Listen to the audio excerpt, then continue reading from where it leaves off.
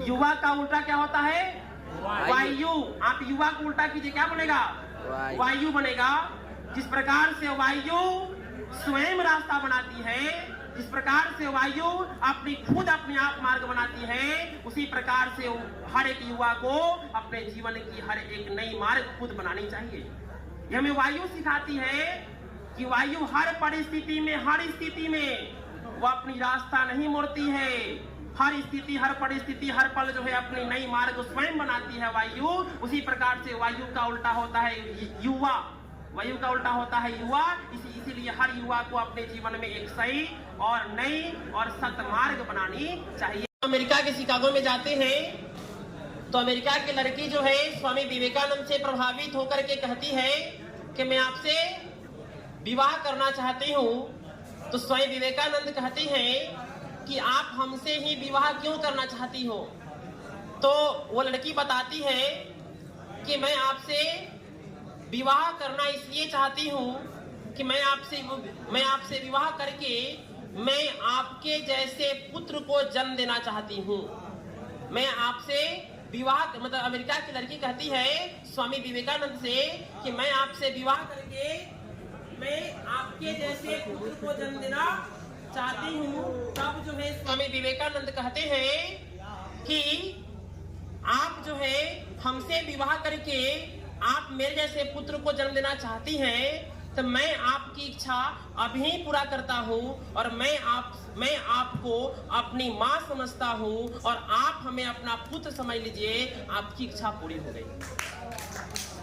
तो ऐसे विचारधारा जो है हमारे भारत के जो है वीरों में रही है, हमारे भारत के ऐसे युवाओं में रही है जो दूसरे देश के लड़कियों से कैसे विचार रखना चाहिए हमें सीख देती है। देखिए, एक और जो है स्वामी विवेकानंद की एक बचपन की, जब हम सभी जो है पढ़ रहे हैं, हम सभी का जीवन में विद्यार्थी जीवन से जुड़ा हुआ है।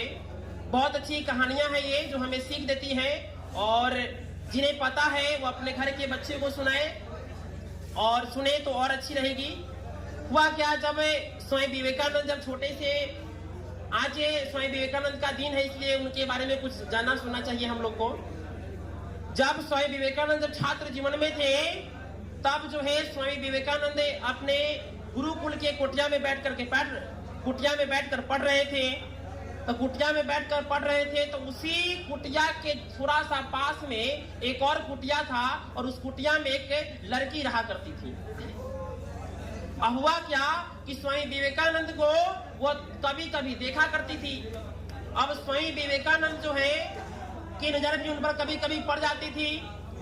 अब हुआ क्या कि स्वामी विवेकानंद भी सोचते कि मेरी आंखें जो है, स्वामी विवेकानंद भी कभी कभी उस लड़की को देख लिया करते थे। और लड़की भी इनको दम सज धज करके आती और स्वामी विवेकानंद पर देखा करती रोज रोज। अब स्वामी विवेकानंद सोचे कि मेरी आंखें जो है वो हमेशा उस लड़की को देखा करती है, यानी वो लड़की का दोष नहीं है, उस लड़की का दोष नहीं है, तू मुझे देख रही है, वो मेरी आंखें की दोष है कि मेरी आंखें उस लड़की के प्रति आकर्षित होती रहती है। अब जो है इस परिस्थिति में स्वामी विवेकानंद सोचते हैं और संकल्प लेते हैं कि मेरी आंखें जो उस लड़की को बार बार देखा करती है, वो मेरी आंखें अब मेरे बस में नहीं है, वो लड़की के बस में हो गई है। अब इस परिस्थिति में स्वामी विवेकानंद उठते हैं और उठ करके कुटिया के अंदर में जाते हैं और कुटिया में अंदर जाने के बाद उसी समय एक मिर्च उठाते हैं और मिर्च को लेकर के अपनी आंखों में रगड़ते हैं और कहते हैं कि सुन मेरी आंखें, यदि तू अगली बार से यदि उस लड़की पर देखा तो मैं तुम्हें फोड़ दूंगा। यानी ऐसे हमारे देश के युवा हुए हैं जो अपने इंद्रियों को काबू में रखने के लिए दूसरे से नहीं लड़ते हैं, खुद से लड़ते हैं। इसलिए हमारे देश में जो इंद्रिय पर जो विजय प्राप्त करते हैं उसको जितेंद्रिय कहा जाता है। इसलिए कहा जाता है जो युद्ध जो दूसरे से जीते वो वीर नहीं, जो खुद पर जीते वो सबसे बड़े महावीर कहलाते हैं।